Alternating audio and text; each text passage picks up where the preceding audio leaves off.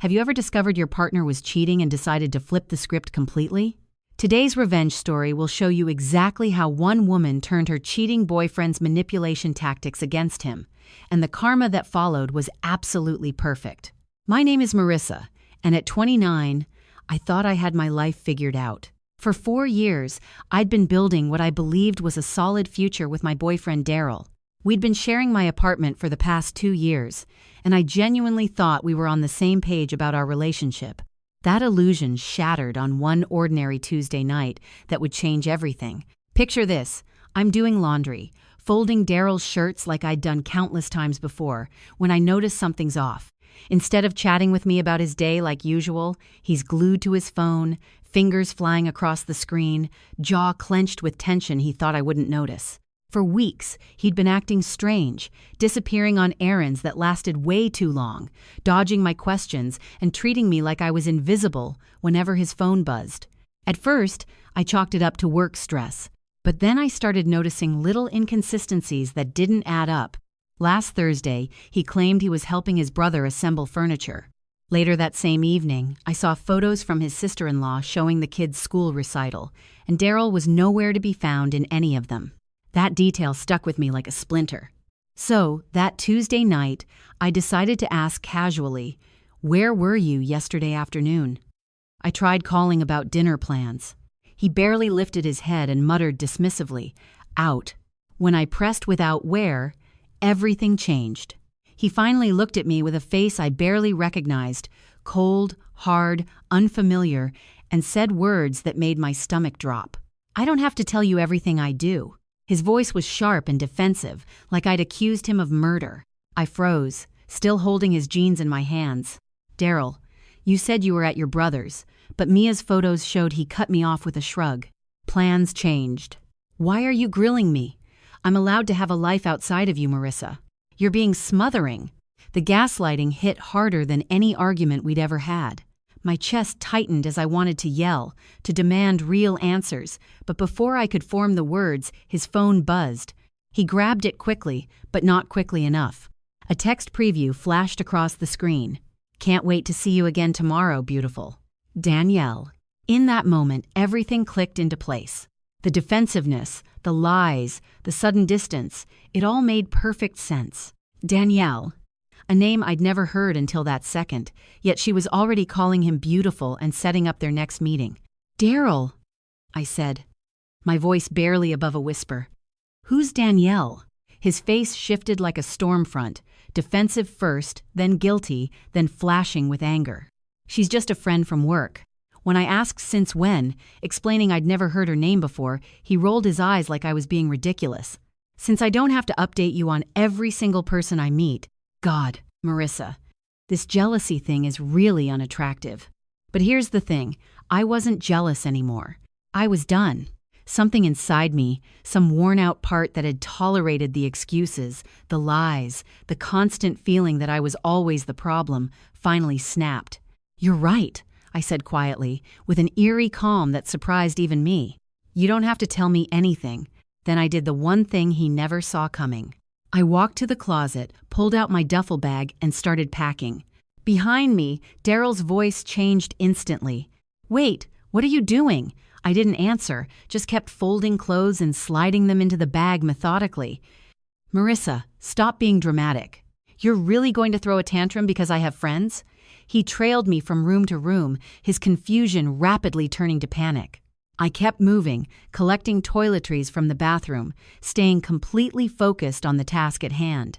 My hands remained steady, even though my heart was thundering inside my chest. "This is your apartment," he said, his voice breaking. "You can't just walk out." I zipped the bag, turned to face him with a flat expression, and delivered the line that would haunt him. "Exactly. Which is why I can leave. And you know what, Daryl? You're right, you don't owe me explanations, and I don't owe you my presence." I slid my key ring off, keeping only the car key, and held out the apartment keys to him. "Here, it's yours for now." His mouth fell open, eyes wide with disbelief. He hesitated to take the keys like they might burn his skin. "You're serious?" he whispered, sounding almost like a confused child. I nodded once. "You wanted space. You've got it." The silence between us grew thick and heavy. Then I walked past him, bag over my shoulder. "Marisa, wait. Let's talk about this," he called, reaching for my arm. I pulled back, and for the first time in years, I didn't look over my shoulder as I left. Out in the hallway, his voice still trailed after me, calling my name desperately. But I kept moving. Each footstep echoed like a door closing permanently. Some part of me understood this wasn't the conclusion. It was the first chapter of something completely new. I hadn't left my own apartment in a burst of rage. I'd left strategically. If I'd stayed and tried to force Daryl out, it would have devolved into a screaming match. He'd have played the victim, the man with nowhere else to go, probably guilted me into letting him stay. By walking away, I handed him the choice and the responsibility.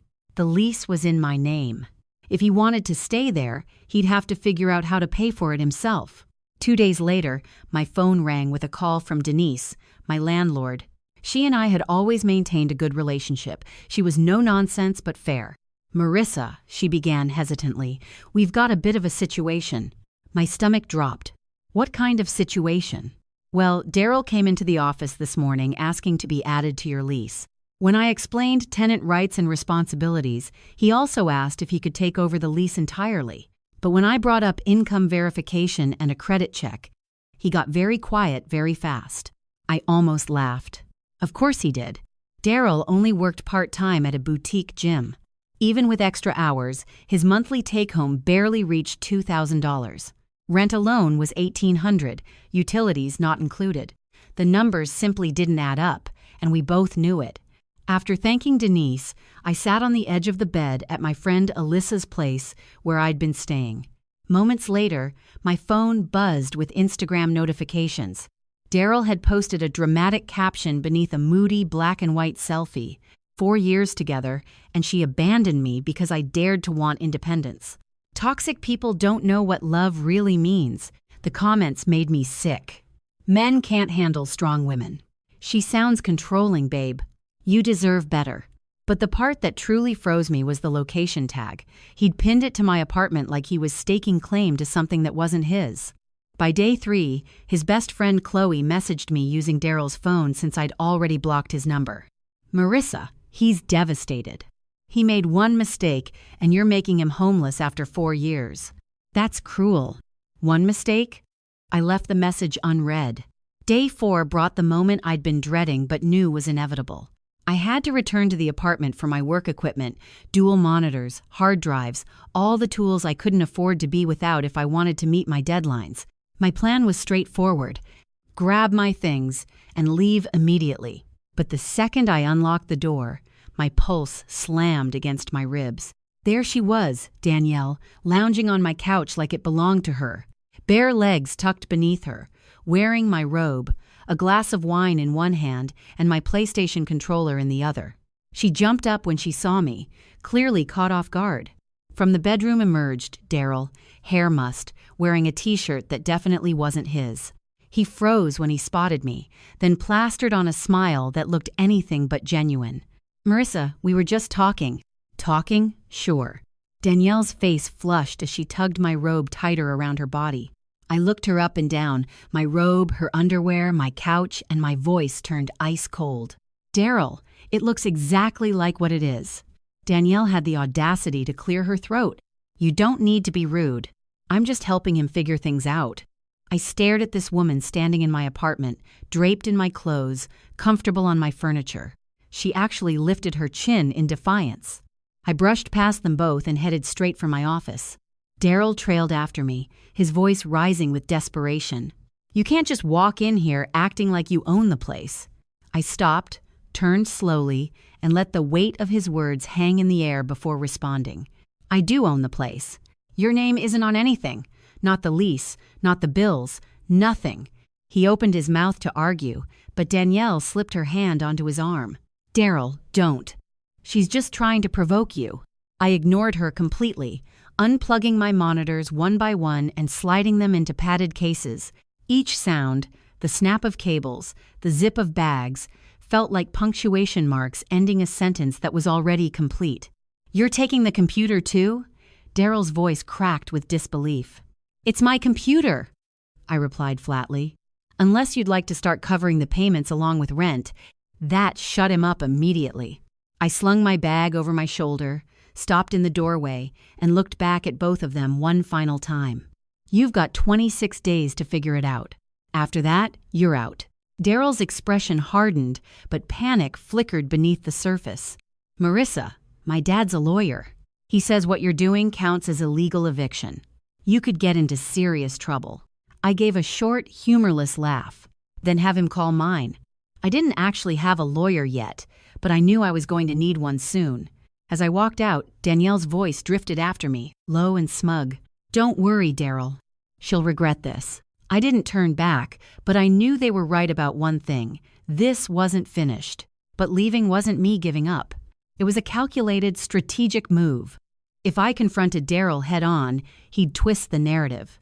He'd cry to his parents, charm his friends, play the wounded victim online. No, I had to let him self-destruct. My job was simple: watch, document, and wait for the inevitable flames to catch. And sure enough, they caught quickly. By day 5, my phone exploded with messages from unfamiliar numbers.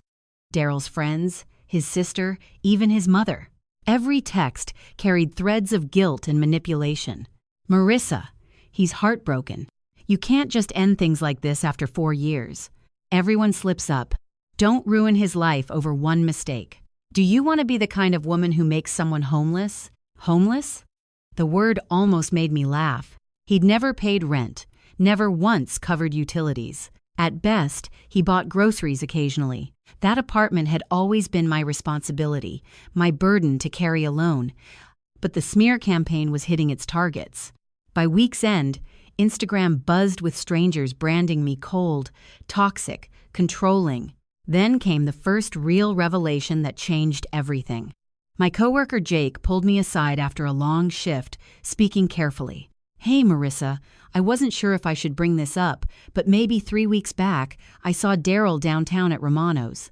My pulse jumped. "Who was he with?" Jake hesitated, then showed me his phone. The photo was blurry but unmistakable. Daryl at a candlelit table, fingers interlaced with Danielle's across white linen, her head leaning toward him, eyes closed, lips brushing his hand. 3 weeks ago, long before that text message I discovered.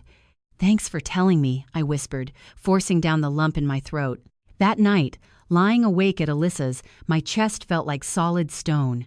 It wasn't just betrayal, it was calculated humiliation. All those nights when Daryl swore he had work emergencies or family obligations, he'd been out whining and dining while I sat at home waiting for his return. The cruelest part, he genuinely believed I'd never walk away. By the second week, Daryl escalated his tactics. He began filing bogus maintenance requests with Denise, first a dishwasher that supposedly stopped working, then mysterious sounds from the AC, later claims about a leaking shower. Denise eventually called me, her voice strained with frustration. "Marissa, I've sent 3 repairmen over this week. Nothing's wrong. Your ex is inventing problems." "He's trying to rattle you," I said evenly. "Please document everything." And she did. Photos, reports, time-stamped visits. Every fake complaint went into a folder that would prove invaluable later. But the lowest blow happened at my workplace. During lunch at a cafe near the office, my team was laughing over casual conversation when the door burst open and the atmosphere shifted dramatically. Daryl walked in. He'd never set foot in that cafe before. His eyes swept the room until they locked on mine, and he marched over like a man on a mission. "Marissa," he announced loudly enough for all my coworkers to hear, "we need to talk. You're destroying my life." My heart hammered, but I kept my expression steady. "This isn't the place, Daryl. You can't just throw me out after 4 years. Do you realize how cruel you look?" His voice wavered, eyes glistening like he'd rehearsed the tears. My coworkers shifted uncomfortably, trading uneasy glances.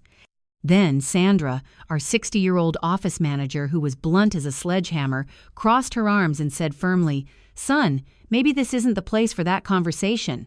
Daryl's head snapped toward her, then back to me. "So that's it? You've got your coworkers ganging up on me now?"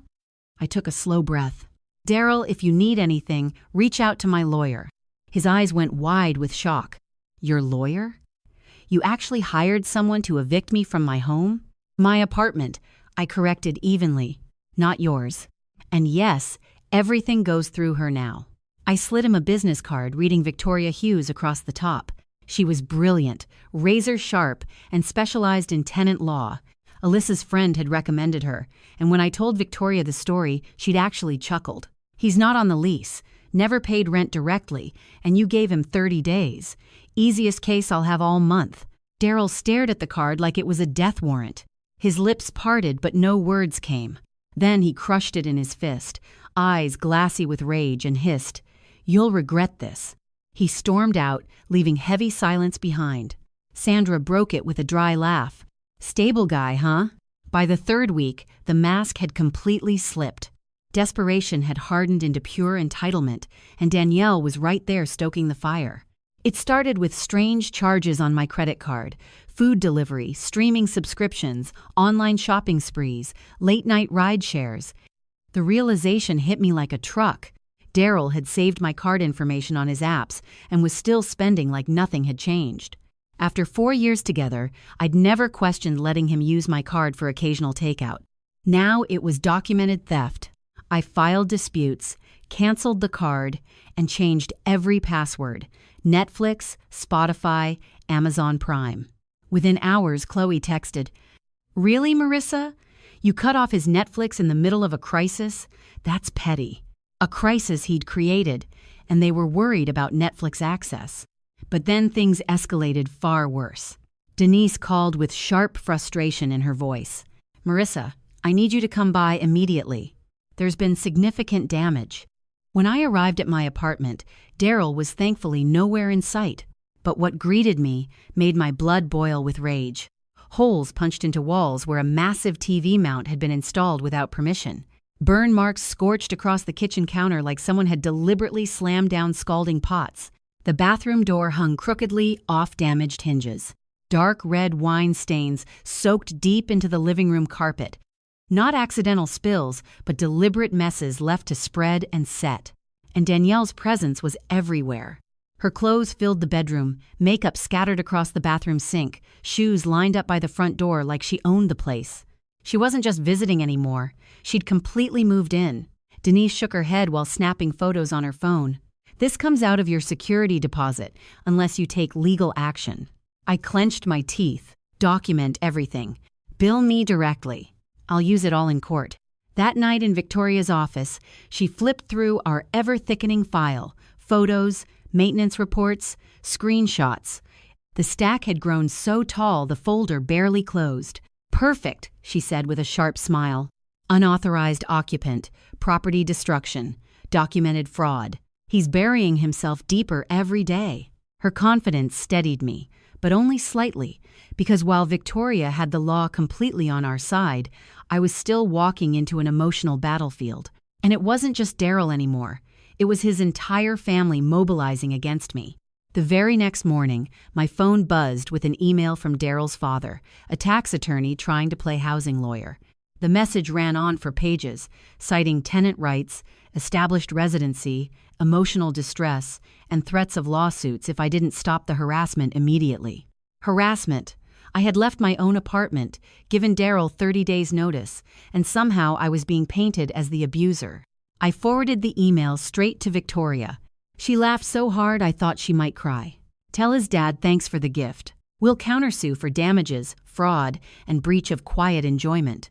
The countdown began the moment Denise served Daryl with the 3-day notice to quit. I braced for yelling, slammed doors, holes punched in walls. Instead, I got silence. And silence, I knew, meant planning. By the second day, cracks appeared. Jake pulled me aside again, voice lowered conspiratorially. "Marissa, you won't believe this.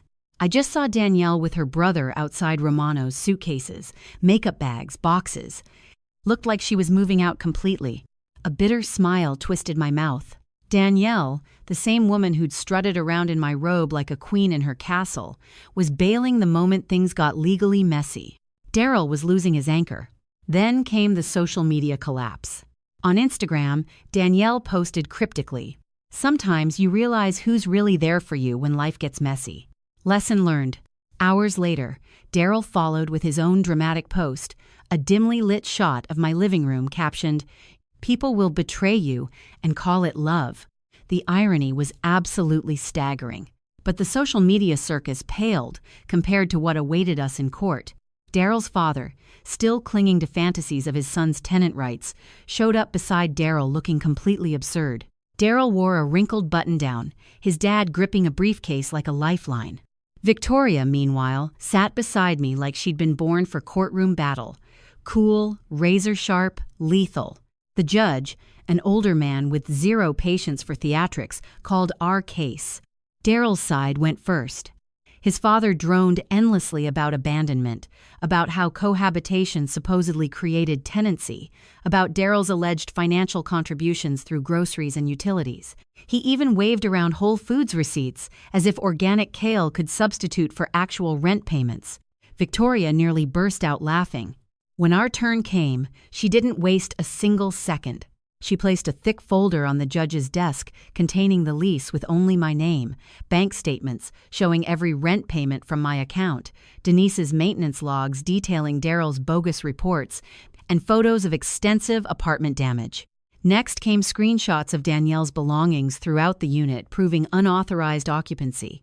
And finally, the fraudulent credit card charges itemized down to every penny. The judge flipped through page after page, his eyebrows climbing higher with each revelation. When he looked up, his voice was clipped and decisive. "Lane," he said, addressing Daryl's father, "your son was a guest. Guests do not acquire tenancy by purchasing groceries or sharing a bed. There is no legal standing here whatsoever." Daryl went pale, shifting uncomfortably as his father opened his mouth to argue. The judge cut him off immediately. "Furthermore, I see clear evidence of property damage and unauthorized occupancy. The plaintiff has valid grounds for full compensation." His ruling was swift and brutal.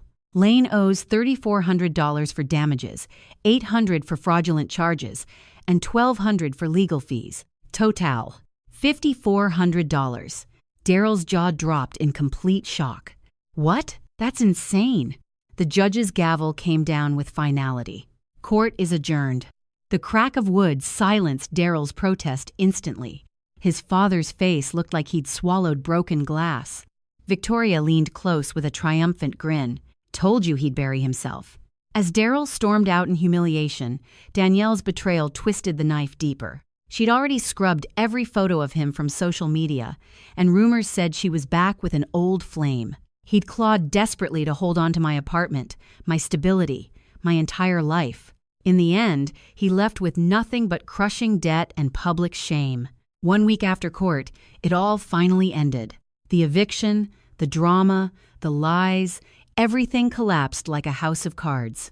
Daryl was given 3 days to move out, but he didn't pack or prepare.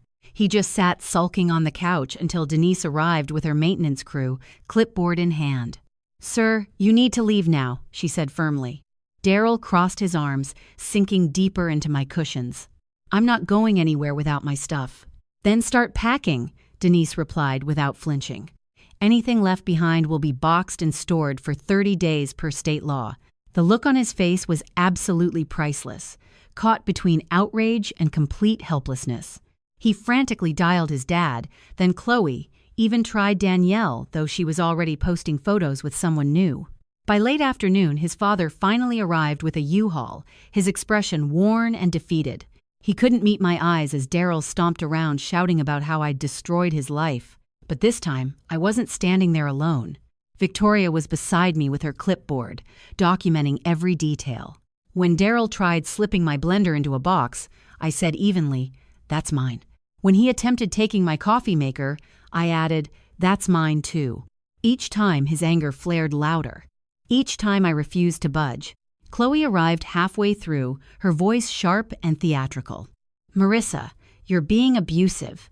How can you treat him like this after 4 years?" I didn't respond. Abusers don't document evidence. They don't walk away quietly, hire lawyers, and give 30 days notice.